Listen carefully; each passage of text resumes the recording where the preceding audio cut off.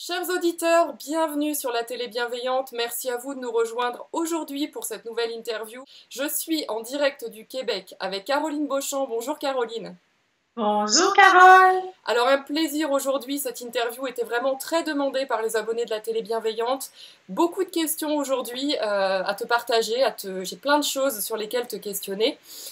Déjà pour te présenter Caroline, donc tu es auteure conférencière au Québec. Et Oui, tu es une passionnée du potentiel créateur de l'être humain.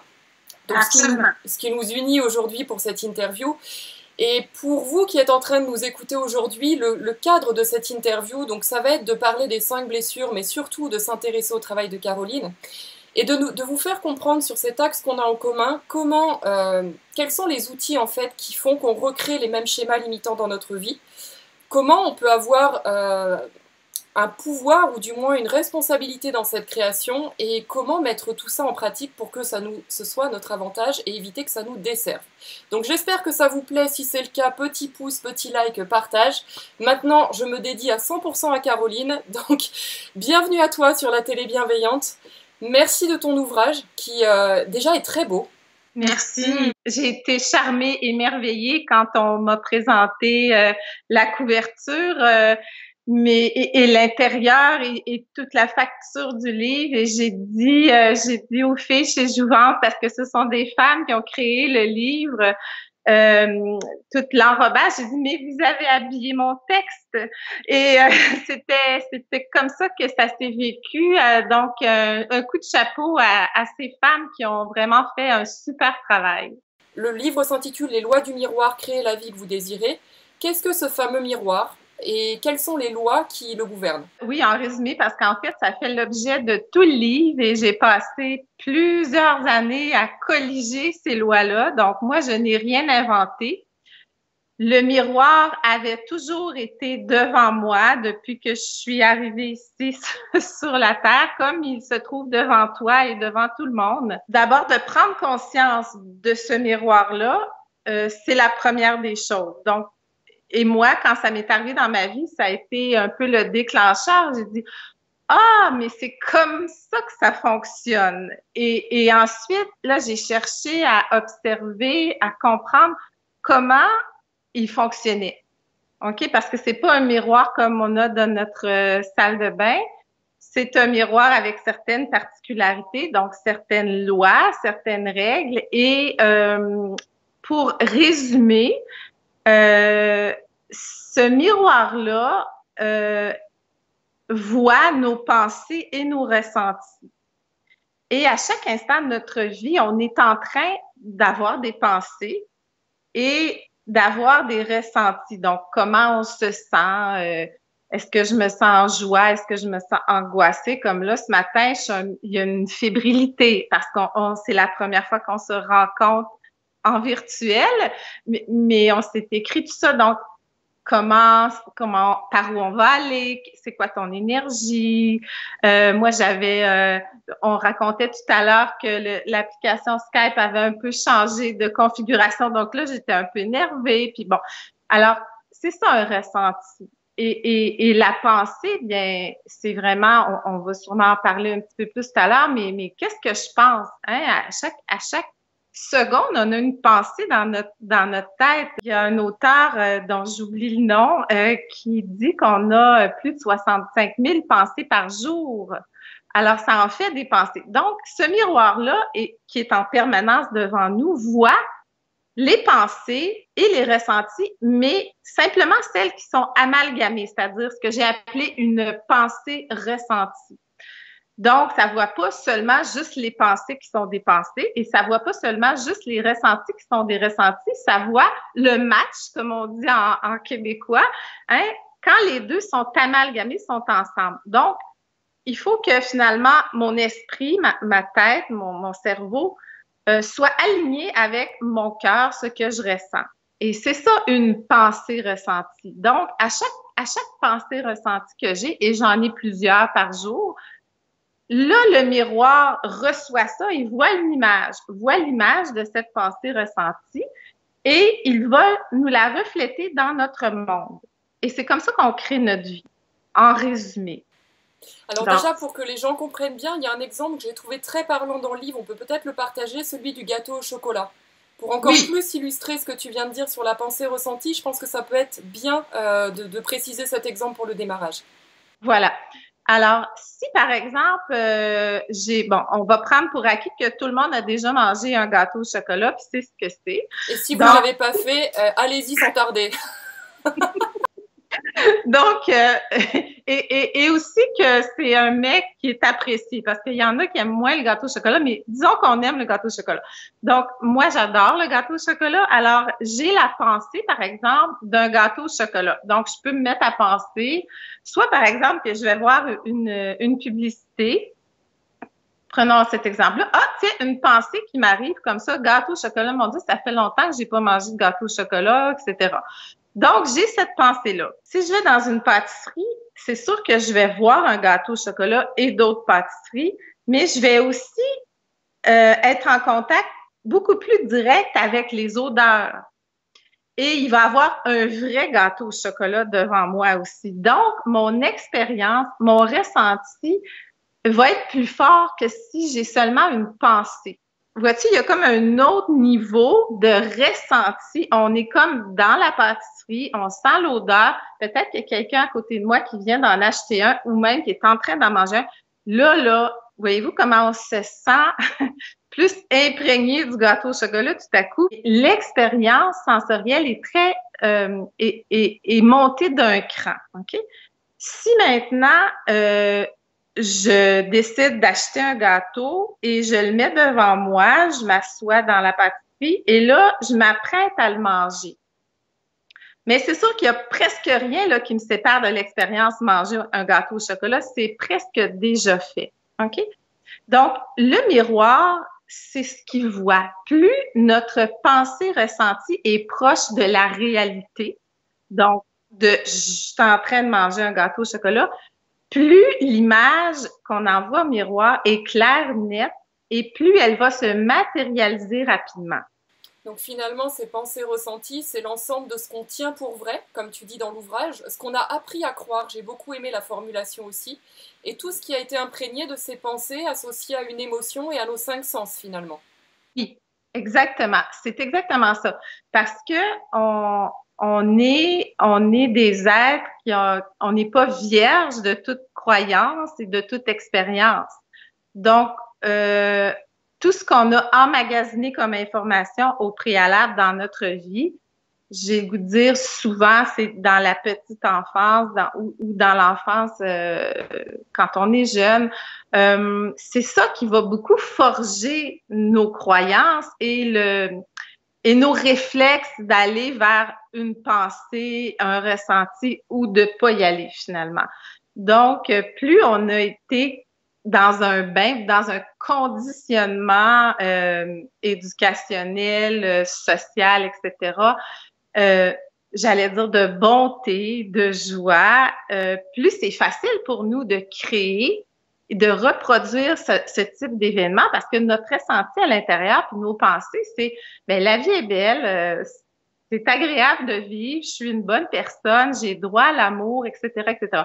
Mais si on a emmagasiné des pensées ressenties invalidante ou sclérosante, mais c'est sûr que c'est ça qu'on est en train sans cesse de projeter au miroir. Et c'est inconscient. Parce qu'on en a fait une norme inconsciente finalement. Donc notre environnement Exactement. reflète la norme qui est vraie pour nous au niveau mental et au niveau du ressenti. Exactement. Voilà, donc Exact. j'espère que c'est clair pour vous. On a pris du temps pour définir cette pensée ressentie parce que ça va être important pour la suite de l'interview. Ma question suivante, donc, c'est comment en fait on peut comprendre du coup qu'on crée des choses qu'on a envie de se voir manifester dans notre vie, mais comment ça se fait du coup qu'on s'attire de cette façon-là des choses qui sont désagréables, inconfortables. Est-ce que c'est le fait qu'on y pense? Est-ce que c'est le fait qu'on en ait peur? Concrètement, comment on crée ces choses qu'on ne veut pas s'attirer, on ne voudrait pas voir se manifester dans notre vie? Mais concrètement, c'est qu'on envoie ce type de pensée ressentie qui donne le résultat qu'on a devant nous, hein, parce on crée notre vie de cette manière-là. Donc, il faut s'entendre que tous, et ça, peut-être que il y a des gens qui vont être un peu réfractaires à cette idée-là, c'est correct. Mais mon expérience m'a montré que je créais et j'avais créé toute ma vie. Et je continue de le faire et chaque humain le fait ainsi. Donc, qu'est-ce qui fait qu'on va créer finalement, ta question, des événements, des situations qu'on ne veut pas vivre? Ben, c'est là qu'on est dans le domaine des pensées ressenties inconscientes. Donc, si par exemple, moi, je désire trouver un amoureux et il y a personne qui se présente qui ressemble à ça, un amoureux, le prince charmant n'est toujours pas arrivé, ben je dois aller. Donc ça, c'est ma réalité. Donc j'ai créé quelque chose que je ne voulais pas vivre. Hein, c'est ça. Et comment ça se fait? Donc c'est ce qu'il faut commencer par se demander. Regardons nos vies et voyons quelle est la pensée ressentie source qui a permis de créer ça? Parce qu'on a envoyé une commande au miroir, une pensée ressentie. On croit que c'est « amenez-moi un amoureux hein? », mais en réalité, c'est pas ça qu'on envoie. Parce que si c'est ça qu'on envoyait, c'est ça qu'on aurait. C'est ça qu'on aurait obtenu. Donc, c'est merveilleux d'avoir cet outil-là, de comprendre comment ça fonctionne le miroir, parce qu'on n'a qu'à regarder notre vie pour voir où on était dans la justesse, finalement, dans une pensée ressentie consciente versus une pensée ressentie inconsciente. Parce que ce qu'il faut bien saisir, c'est que c'est pas parce qu'on veut quelque chose que ça arrive. La règle, c'est une pensée ressentie. Si moi, je projette au miroir que je désire avoir un amoureux, mais qu'au fond de moi, là, j'ai, par exemple, l'idée ou le ressenti que je mérite pas vraiment d'avoir un amoureux dans ma vie, soit parce que je trouve que je suis pas vraiment digne d'être aimée telle que je suis, par exemple. Il faudrait que je sois quelqu'un d'autre, soit plus mince, plus jeune, plus drôle, plus je ne sais trop quoi. Mais c'est ça que le miroir voit. Il voit la vérité, dans le sens la vérité du cœur. Le jeu, c'est justement ça, de débusquer les croyances qu'on a formées inconsciemment et qu'on peut, dès qu'on d'allumer la lumière, ça se fait. Mais regardez votre vie. Est-ce qu'il y a des aspects de votre vie qui sont pas satisfaisants pour vous? Mais allez les changer et voici la recette pour les changer. Ce que j'ai aimé justement dans le livre, c'est que tu viens de parler de jeu. Et que les questions que tu proposes à chaque fin de chapitre, justement pour aider les gens à... C'est pas la prise de tête, c'est vraiment, tu le vois comme une quête palpitante de connaissance de soi, qui sera jamais terminée, il faut l'accepter aussi. Mais oui! Ah non, mais c'est ce qui est merveilleux. Et moi, je suis la première utilisatrice de ce que j'ai créé dans ce condensé des lois du miroir que j'ai écrit. Moi, je le reprends souvent, ce livre, en me disant « Ah zut, c'est vrai, tel aspect, j'ai oublié. » Parce que c'est difficile de toujours être complètement conscient de nos pensées, de nos ressentis, bien entendu. J'ai pas rencontré, moi, quelqu'un qui était toujours dans ce qu'on appelle la pleine conscience, hein, parce que ça n'existe pas vraiment, la pleine conscience, sinon on serait plus ici, là. Hein? Donc, c'est ça le jeu. C'est ça l'objectif de la vie, c'est de prendre conscience de nos patterns, de nos schémas inconscients et de les mettre au jour. Donc, le miroir, c'est une manière, c'est l'outil que moi, j'ai trouvé pour le faire.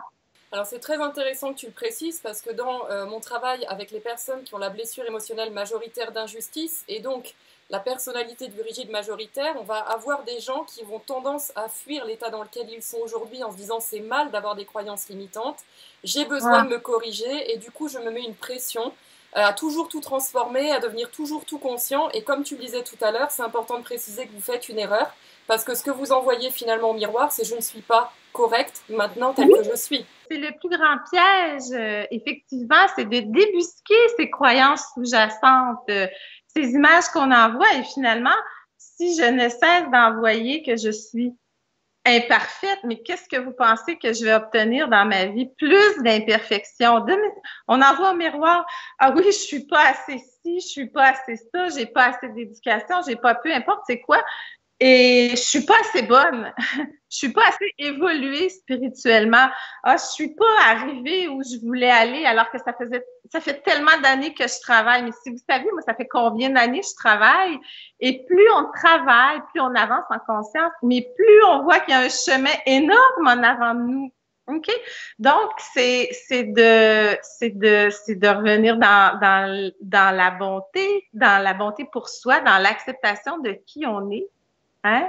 Et de tout le travail qu'on a déjà accompli pour être où on est aujourd'hui. Donc, oui, d'être bon pour soi, c'est sûr que plus je suis bon pour moi, plus je suis bonne pour moi, mais c'est ce que j'envoie au miroir en toute conscience.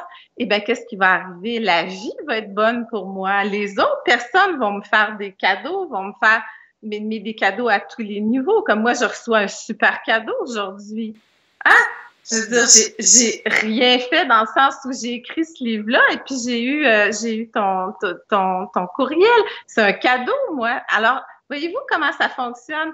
C'est vraiment le ressenti qu'on a à l'intérieur de nous qui conditionne tout avec, évidemment, il faut que la tête soit d'accord. Il y a vraiment je donne vraiment beaucoup de trucs parce que c'est le nœud de la guerre, hein, c'est de ça dont il est question, de modifier les pensées ressenties qu'on envoie et pour obtenir d'autres résultats. Je dirais que le meilleur truc que je peux donner, c'est de commencer à comprendre ou à percevoir que nous ne sommes pas nos émotions. OK? Les émotions, c'est pas quelque chose qui fait partie de nous, c'est quelque chose que nous avons. OK? Une émotion, c'est un peu comme une pensée. OK? En fait, ça découle d'une pensée, donc ça nous appartient pas. Et il faut faire la différence avec un sentiment. Le sentiment, c'est quelque chose de permanent qui peut nous habiter. Par exemple, la joie, c'est un sentiment. Mais le plaisir, hein, le plaisir, exemple, je vais faire un tour en montagne russe, mais c'est des pétillements, OK? Le plaisir, c'est des feux d'artifice, c'est un wow, OK? Comme un peu l'anxiété qui est liée beaucoup à la peur, mais nous ne sommes ni le plaisir, ni l'anxiété. Donc, la première règle que j'explique dans le livre, c'est que nous sommes les créateurs, nous sommes les réalisateurs de notre vie, donc c'est nous qui décidons du scénario. On a à prendre une distance avec notre vie, mais avec les émotions qui nous arrivent. Parce que souvent, trop souvent, les gens ne sont qu'en réaction avec quelque chose. Oui, mais je me suis mis en colère parce que mon père m'a dit telle chose. Mais c'est pas ton père qui a la colère, c'est toi. Donc, c'est ta réaction par rapport à ce qu'il a dit ou fait qui crée la colère. Et c'est de percevoir, d'arriver à percevoir ça et que finalement, si je change ma perception de ce qu'il a dit, mais je n'ai plus cette colère-là ou en fait, je peux l'avoir, mais elle ne dure pas longtemps ou carrément elle passe parce que ça ne m'atteint plus parce que j'ai changé mon mode de perception.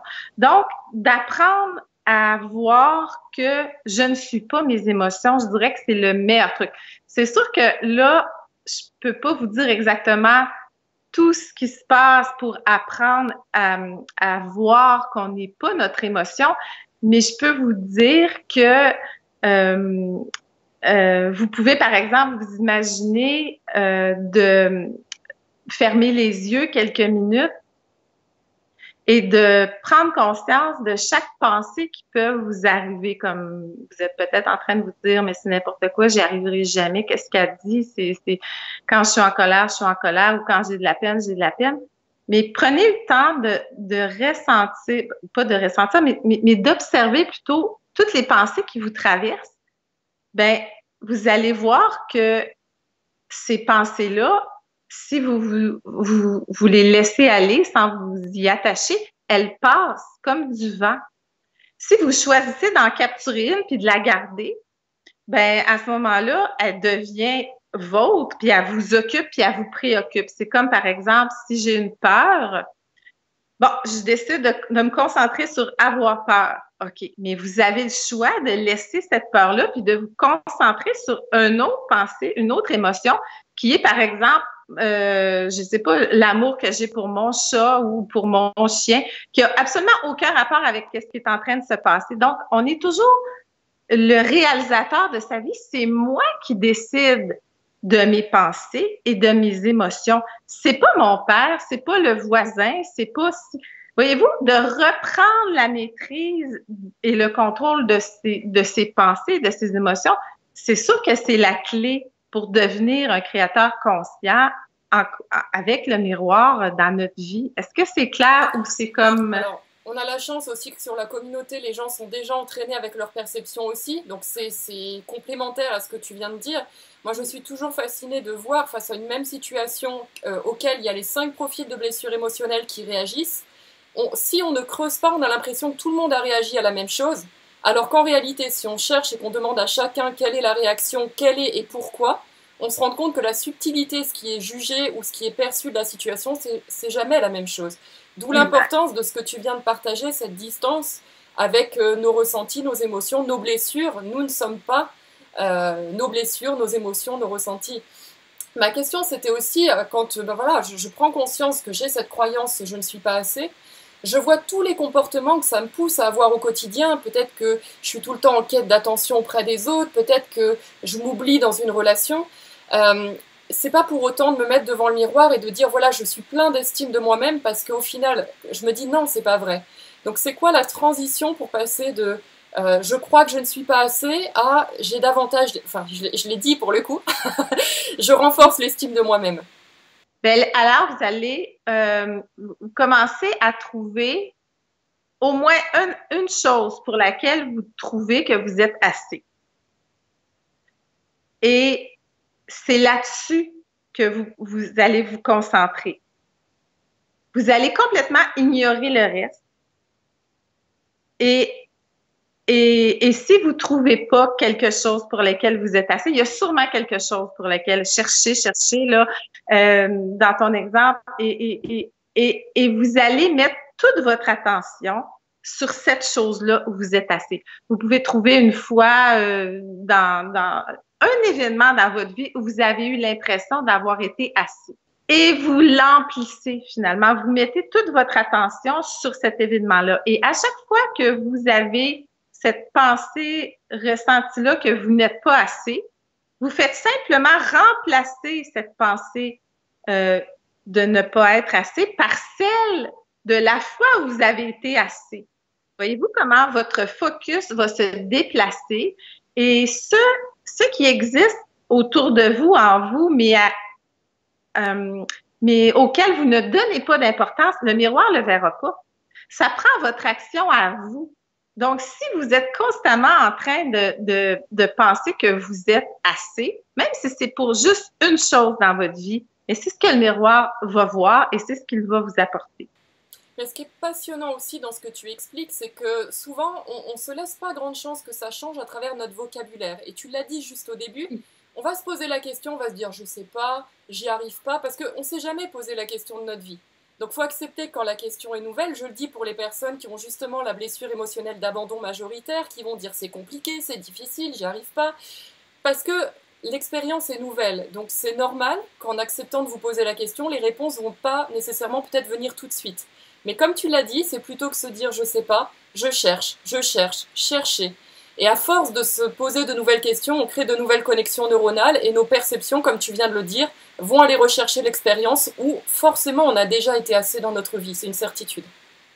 Absolument, absolument. Donc, il est possible et il est même souhaitable qu'à un moment donné dans notre vie, sous différents aspects, on soit dans un questionnement, dans une recherche, mais c'est merveilleux parce que c'est alors que se fait une transition d'une croyance néfaste à une croyance portante. Donc, accepter, reconnaître qu'on ne sait pas, c'est formidable. Cependant, on peut en même temps se dire le meilleur s'en vient pour moi. Présentement, je ne le sais pas, mais c'est que du bonheur qui s'en vient. Si on a tant de pensées qui nous passent dans la tête chaque jour, on peut choisir celles je me suis vue un peu comme une sportive, moi. Vraiment en appliquant, parce que j'incarne toujours, bien sûr, les outils avant d'interviewer les auteurs que je rencontre. Je me voyais comme une sportive. Voilà, c'est un entraînement, c'est un exercice. On ne devient pas sportif de haut niveau du jour au lendemain. Donc, entraîne-toi, fais de ton mieux, Oui. apprends. Et c'est vrai que c'est quelque chose qui est absolument fascinant. J'ai eu de belles expériences. Ah, c'est formidable. Est-ce que tu as le goût d'en partager ou ça va être J'en plus tard? partagerai une à la fin de cette interview, justement. On reviendra dessus pour clôturer. J'ai une question suivante, c'est justement par rapport aux blessures émotionnelles, quand on est dans l'inconscience, par exemple, de nos perceptions de manque, de perte. Tu disais tout à l'heure, on va peut-être désirer des choses dans notre vie qui sont pas pour nous, parce qu'elles sont en relation avec ce qu'on croit manquer, ce qu'on croit ne pas être assez. Elles vont être complètement dans le fantasme. Peut-être je veux un couple, mais je me rends pas compte de tous les inconvénients aussi d'être en couple. Donc toi, comment tu aides les gens, une fois qu'ils ont compris le fonctionnement de la pensée ressentie, à clarifier ce qu'ils veulent et que ce soit en relation avec leur cœur, pas en relation avec leur peur, leur honte, leur culpabilité? Oui. Ben d'abord, la meilleure façon de commencer à prendre conscience, et c'est ce que je fais avec les gens qui viennent me voir, c'est les gens viennent parce qu'ils ont un problème. Donc, on part du problème et, euh, et ensuite on remonte à la source. Par exemple, j'avais une cliente qui justement désirait trouver un amoureux et ça faisait des années, non, c'est pas vrai, ça faisait quand même peut-être 2, 3 ans, mais elle avait été près de 45 ans à vouloir être célibataire. Bon, elle avait des amourettes et tout ça. Donc, dans son schéma de pensée, il y avait énormément d'avantages à être célibataire. Et un jour, à l'aube de la cinquantaine, elle s'est dit, bon, ben là, j'en ai peut-être assez, puis j'aimerais peut-être avoir un amoureux, etc. Et là, faut comprendre elle avait jamais été amoureuse non plus. Alors, c'est pas évident de créer une expérience qu'on n'a jamais vécue. Donc, je lui ai demandé d'imaginer la vie qu'elle voulait avec cet amoureux-là. Et en la faisant parler, on s'est rendu compte, elle et moi, que elle avait beaucoup d'avantages à être célibataire et à demeurer encore célibataire parce qu'elle avait peur de perdre sa liberté. Évidemment, elle avait peur aussi de ne pas être assez, disons que la personne qu'elle l'attirait, mais elle s'en irait après cet homme-là parce que probablement qu'elle, en tant que femme, ne pouvait pas être aussi captivante sur plusieurs années. Donc, elle avait un manque à ce niveau-là, un manque, c'est-à-dire elle avait une croyance à changer à ce niveau-là. Et aussi, donc moi, j'ai proposé des exercices concrets. Donc, juste de prendre conscience de ça, ça a déjà changé beaucoup de choses parce qu'il a fallu qu'elle re-questionne son désir d'avoir un amoureux parce qu'elle se rendait compte qu'il y avait une partie d'elle, oui, qui était attirée, mais l'autre qui rejetait. Et c'est toujours la partie la plus forte, la plus imprégnée qu'on envoie au miroir. Le miroir, il voit pas deux pensées contradictoires. OK, il en voit seulement qu'une. Et dans son cas, c'était la pensée, je ne veux pas vraiment trouver un amoureux. Donc, qu'est-ce qu'on a fait? L'idée, c'est de s'imprégner, hein, comme l'histoire du gâteau au chocolat. Donc, je lui ai dit, mais écoute, dans ton garde-robe, là, est-ce qu'il y a de la place pour un amoureux? Si ton amoureux, il y a une voiture, où il va se stationner quand tu vas venir te voir? Finalement, cette femme-là, elle a fait de la place dans ses armoires, dans sa penderie, dans sa vie. Et quelques mois après, l'homme en question s'est présenté. Et elle a pu vivre finalement l'expérience qu'elle se refusait à vivre consciemment. En fait, on formule un vœu, un désir, mais ça nous donne l'occasion, quand ça se produit pas, de le questionner. Et puis, c'est ce que j'invite les gens à faire. Mais si tu as commandé ça, toi, comment ça se fait que c'est pas encore arrivé? Est-ce qu'il y a des bonnes raisons pour lesquelles c'est pas arrivé? Est-ce que tu n'as pas plutôt envoyé une autre commande? Parce qu'en fait, tu obtiens toujours ce que tu commandes. Donc, manifestement, tu as commandé de ne pas être avec un homme, hein? Puis c'est ce qu'elle avait commandé aussi depuis de nombreuses années. Et ça, c'est un autre élément qui est important. Les gens, parfois, changent de profession, changent de métier, déménagent ou veulent déménager. Il faudrait que ça se produise instantanément. Ça me fait bien rire parce que c'est pas comme ça que ça fonctionne. Si je suis boulangère et depuis 25 ans, je commande des clients pour venir acheter mes produits, mes pains, mes viennoiseries, et que je rêve d'aller enseigner l'anglais au Vietnam, mais est-ce que vous pensez que ça peut se faire dans l'instant? Non. Parce que le miroir, là, il veut être bien certain que ce que vous lui envoyez maintenant, c'est la nouvelle chose que vous voulez vraiment obtenir. Donc, il peut avoir, il y a souvent un délai avant que les choses se matérialisent. Et ça nous donne l'occasion, ce délai-là, de bien s'assurer que c'est ce qu'on veut, hein, puis et dès que c'est vraiment très clair pour nous et que notre pensée ressentie est bien affirmée, le miroir la voit et il va nous l'apporter. Merci d'avoir répondu à cette question et tu as soulevé aussi un point très important, c'est que parfois, même quand les situations inconfortables nous arrivent, il y a du bénéfice à ça. Et ça, pour l'ego, c'est vraiment très difficile à recevoir. Alors j'aimerais juste qu'on dise un petit mot pour être clair, la différence entre faute et responsabilité. Ah oui, c'est une belle question. Bien, la faute, c'est quelque chose qu'on devrait même pas, qui devrait même pas faire partie de notre vie. Mais la responsabilité, c'est tout. On est responsable de tout. Et la faute, mais on n'a pas à trouver de coupable. Il n'y a pas de coupable. On est le produit de ce qu'on a réussi à être, devenir jusqu'à aujourd'hui. C'est la faute de personne parce que chaque chose, chaque événement nous donne l'occasion de devenir qui on est de plus en plus et de prendre conscience de finalement des choses qui parfois n'étaient pas justes, hein, et qu'on nous a transmis, mais qu'on a accepté de recevoir pour les dénouer aussi. La vie, c'est qu'un chemin d'évolution, hein. Donc, on est responsable de tout ce qu'on crée. Et ça, c'est très important d'en prendre conscience et c'est aussi très difficile parce qu'il y a beaucoup, c'est très facile de se voir en victime.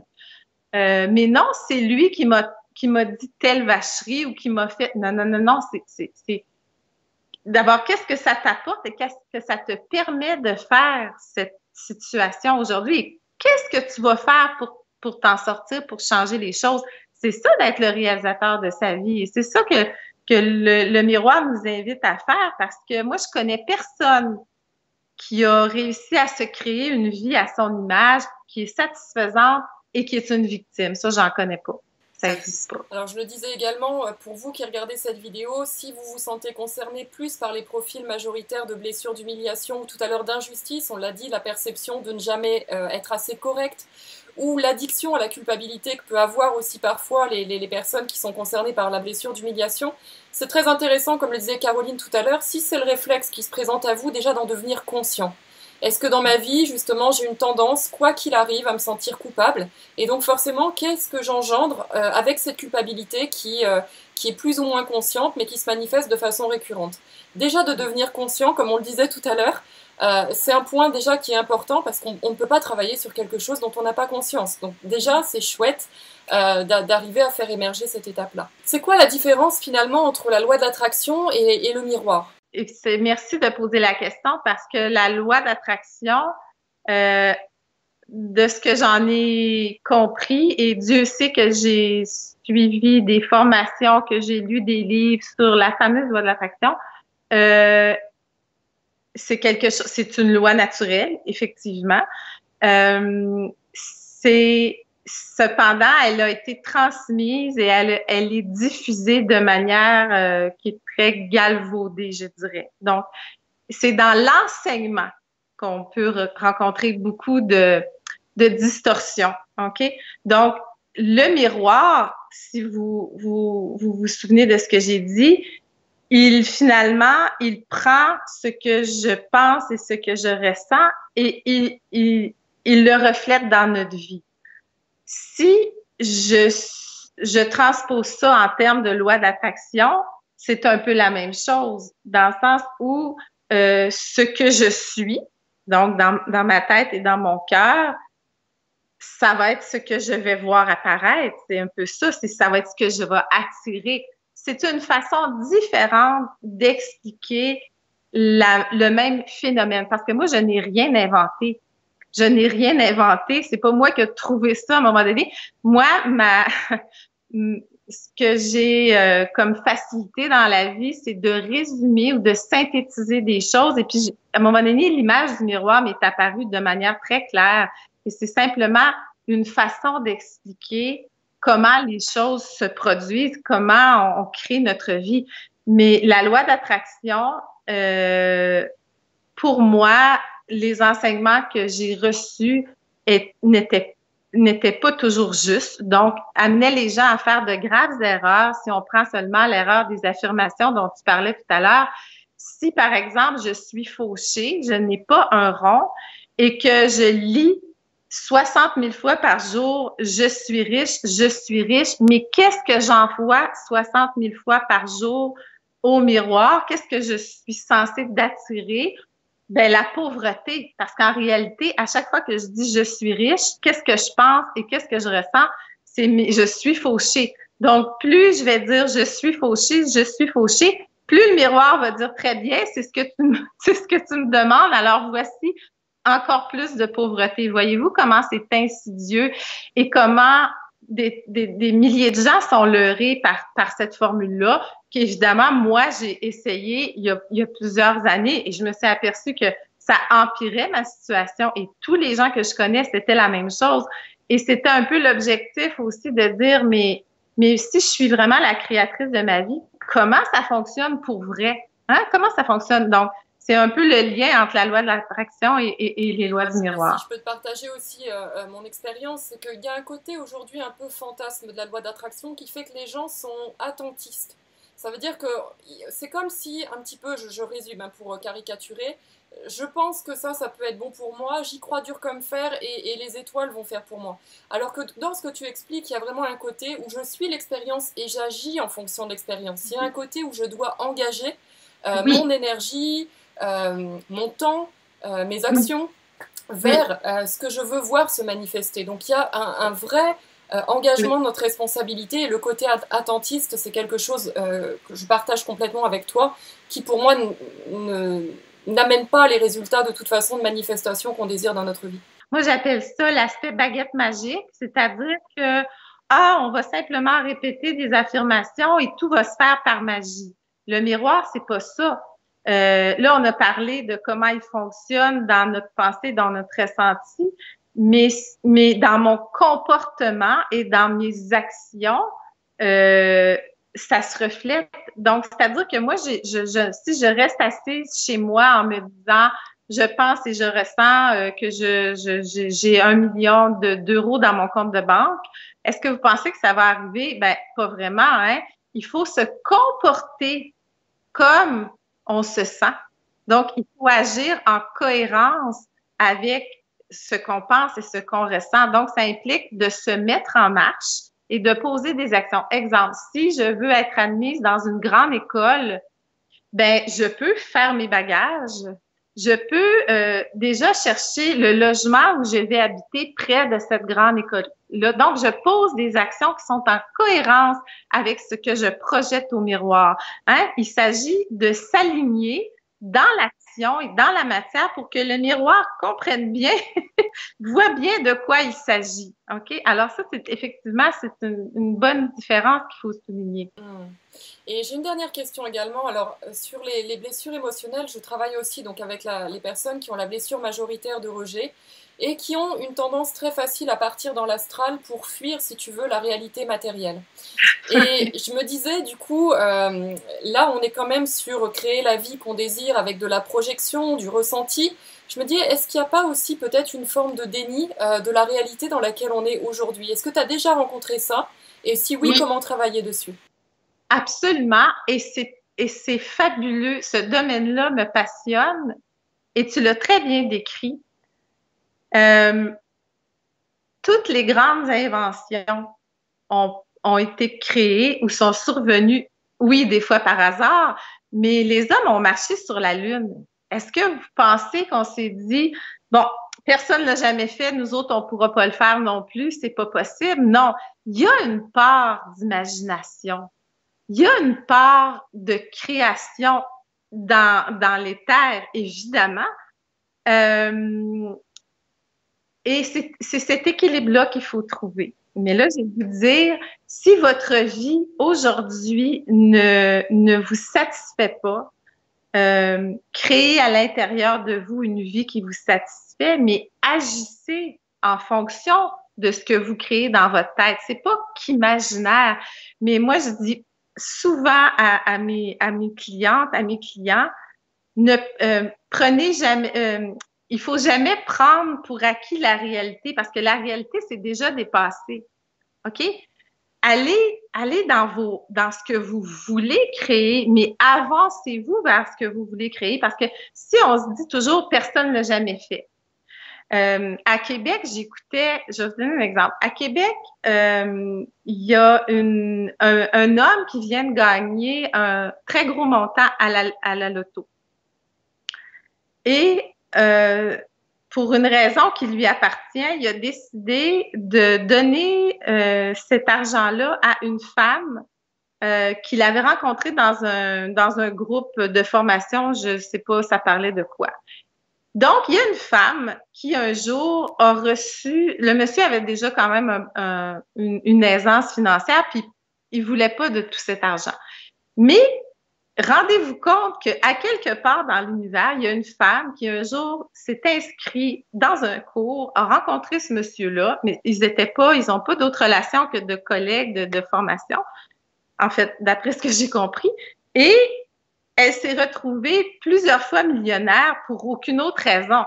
OK? Donc, j'ai beaucoup de difficultés, moi, avec les gens qui m'arrivent en me disant « ça se peut pas, c'est jamais arrivé, on peut pas le faire, ta. » OK? Tout est possible, même l'impossible. OK? Même l'impossible. On a marché sur la Lune, c'est incroyable, c'est cet exemple-là, mais tout ce qui s'en vient aussi. Moi, si on m'avait dit un jour que j'aurais pu te parler à distance chez moi, j'aurais dit n'importe quoi, ça se peut pas, hein. Alors, c'est pas parce que c'est pas encore arrivé que ça ne se produira pas pour vous. OK? Donc, évidemment qu'il faut avoir le ressenti ici. C'est pas de la fuite dans l'imaginaire. Ça, je suis d'accord. Mais c'est pas parce que ça n'existe pas encore que ça n'existera pas. Et ça, c'est passionnant comme zone, parce que c'est la zone de la création, mais créée en harmonie avec ce qu'on est, parce que si on n'est pas ça, si on le ressent pas, cette création-là, c'est là que c'est une fuite dans le mental. En fait, ce que tu dis, c'est qu'on s'en va que dans notre tête. Mais ici, là, et puis ça, c'est pour ça aussi que dans le livre, il y a vraiment une seconde partie qui parle de ce qui est pour nous. Ce qui est pour le voisin, c'est pour le voisin, puis c'est ses créations à lui. Mais quand on est en train de créer notre vie, on sait à quelque part que ces rêves-là sont pour nous. Puis on n'est pas parti en fuite, là. On est vraiment dans la création de qu'est-ce qui va nous arriver. Puis c'est sûr que ça va arriver, c'est juste que c'est pas encore arrivé. C'est tellement important parce que ça lâche cette idée que, en tant qu'être humain, on a tous la jalousie, l'envie, la comparaison. Ça lâche cette idée que moi aussi j'ai ma place. Et justement, plus cette place je vais la prendre, plus je vais rayonner et plus je vais avoir envie de la même chose pour l'humanité. Et c'est pour ça que j'ai eu envie de t'interviewer parce que je trouve que ces messages aujourd'hui sont tellement pleins de sens pour la compassion à l'autre et pour faire grandir ensemble les gens, tout simplement. Si tu es d'accord, donc je vais partager l'une des plus belles d'ailleurs expériences de ma vie qui est arrivée. Alors je connaissais pas forcément, je découvrais l'outil du miroir, je savais pas quel nom ça avait exactement, mais j'avais entendu parler de ces outils et j'ai commencé à le mettre en pratique. Et donc à l'époque, si tu veux, j'ouvre ma chaîne YouTube à l'époque, je sais pas du tout où ça va me mener, je sais juste que ma pensée ressentie, c'est quand je fais une interview, tu vois, comme tu dis, je suis connectée à des outils qui sont juste dingues, de pouvoir se parler entre la France et le Québec. Je trouve que c'est complètement fou de lire un livre et d'avoir l'auteur, rien que pour moi, je suis privilégiée de pouvoir te poser mes questions en tête à tête, donc je ressens ça. Et la réalité financière de ma vie à l'époque, c'est que je suis obligée de travailler à côté parce que je vis pas de cette chaîne et que les interviews, je suis partie au Québec avec 400-450 euros sur un compte épargne. Donc t'imagines, j'avais du mal à boucler mes fins de mois. J'avais cet argent sur ce compte épargne et je me disais, t'es complètement dingue juste parce que tu penses et tu ressens quelque chose que t'aimes de mettre cet argent pour aller là-bas. Mais je l'ai fait et je me suis visualisée plusieurs fois pensé, ressenti, en train d'appeler ma meilleure amie et de lui dire « Écoute, c'est dingue, je vis du métier de mes rêves, je m'éclate, je voyage, je suis payée à faire ce que j'aime le plus au monde. » Et pour te dire, j'entendais mon enthousiasme, j'entendais ce qu'elle me disait, donc je me concentrais sur cette expérience-là. Et je me concentrais déjà sur des expériences passées où j'avais eu des réussites dans ma vie et où on l'avait échangé ensemble sur cet enthousiasme. Et le jour est arrivé où j'ai eu le coup de fil des éditions Jouvence, puisque du coup le livre est aussi édité chez eux, qui avait repéré l'une des interviews que j'avais fait au Québec, et de Colette Portelance, et qui me disait, voilà, aujourd'hui j'ai apprécié le travail que vous avez fait. Quelques temps plus tard, ils m'ont contacté pour me dire, on crée une web TV, on voudrait que vous soyez notre intervieweuse. Et concrètement, combien de pourcentage de chance il y avait que sans diplôme de journalisme, en mettant des vidéos sur YouTube, il y a plein d'autres mondes qui fait ça. Concrètement, pourquoi moi? Pourquoi pas moi, finalement? Oui. Et le jour où j'ai vécu ça, je peux te dire que l'appel de ma meilleure amie, j'ai savouré chaque touche. J'ai pas composé le numéro en automatique. J'ai savouré chaque touche du numéro de téléphone que j'ai composé, et j'ai enfin... il y a un moment très intéressant dans le livre avec les sportifs qui se visualisent aux Jeux Olympiques, qui disent finalement l'émotion n'était pas si forte parce que je l'avais tellement vécue.